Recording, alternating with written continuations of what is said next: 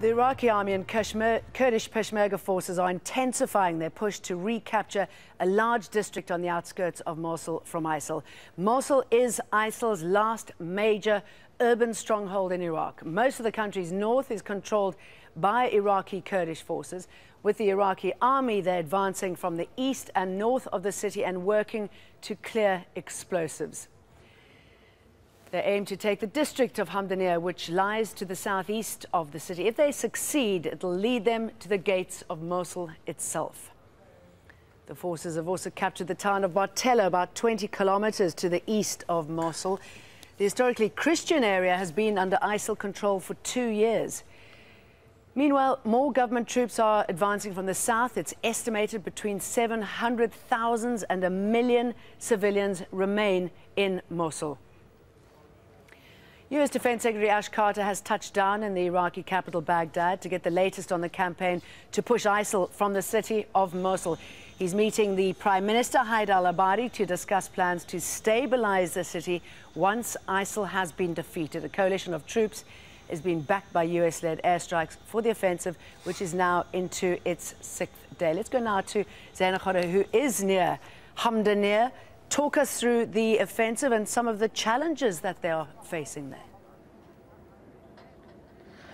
Well, Jane, yes, the southeast of Mosul, that is where we are. As you can see behind me, the Iraqi troops, they are advancing on more than one front. Behind me, the town of Balawat, just 4 kilometers from where we are. The Iraqi army is not allowing us to proceed any further because just a few minutes ago, there was a suicide car bomber who tried to target the troops, but his vehicle was destroyed before he was able to reach the target. And that's what we have been seeing since the start of this offensive. This is the way ISIL fights back. It is one of their tactics. Now, what we understand from the army on the ground is that Hamdaniya, from this location, is approximately 20 kilometers. There are already troops inside Hamdaniya, and they're still fighting. They say Hamdaniya is under siege, and it is a matter of time before they defeat ISIL and they recapture that district east of Mosul. It's not only the Iraqi forces who are here.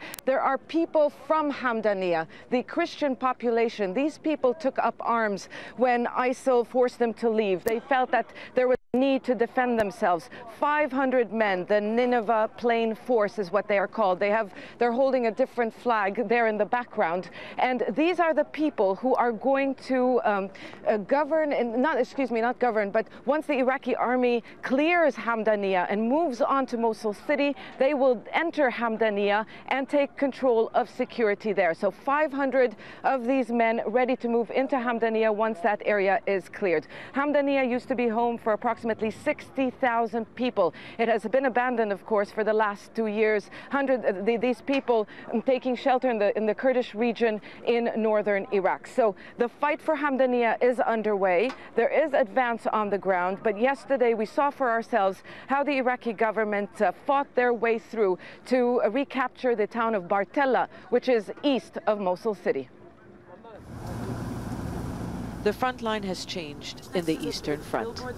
This is the road to Mosul. Advancing troops are gradually recapturing more ground from ISIL. The Iraqi counterterrorism forces have had to fight their way in.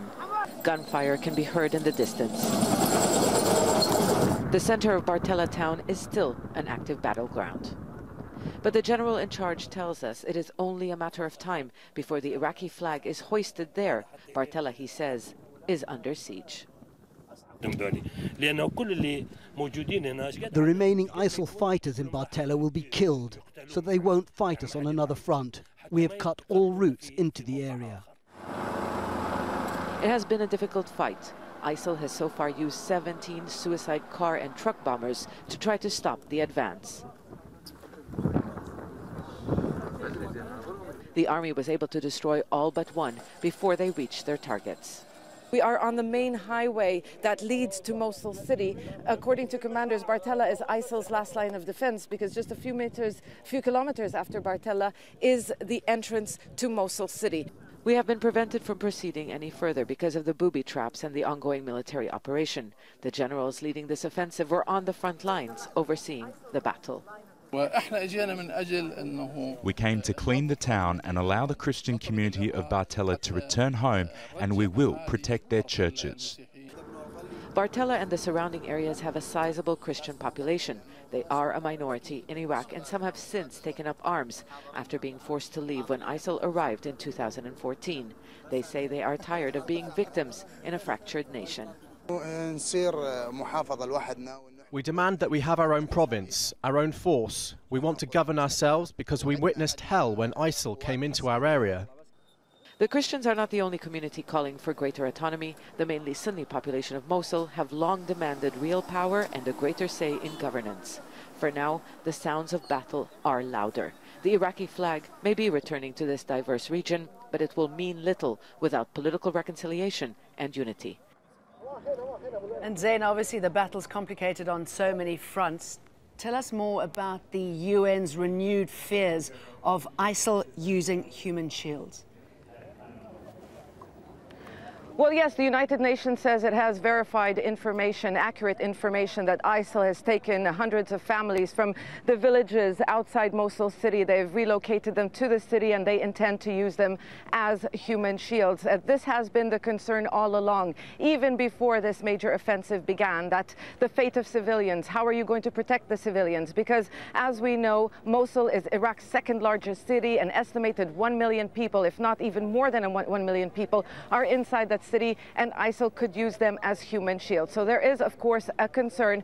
But the ongoing fight since day one, we are now on day 6, they've been taking ground that has really been abandoned. There have been no civilians in these areas. I mean, these men that you see behind me, they were ordinary civilians before ISIL took control of their towns. The Nineveh Plains, these are the protection force, the Christian protection force. This whole area is majority Christian populated. They just took up arms. They learned how to fight because they felt that they need to defend themselves. So this whole area is basically abandoned. The hundreds of thousands of people now living in the Kurdish region in the north, they want to be able to return, but after a certain town is recaptured, it does take time because of the booby traps, the explosives. So this is the situation. This is an urban battleground once we reach the perimeters of Mosul city and the Iraqi forces advance into that city. All right, Zainat, thank you very much for that.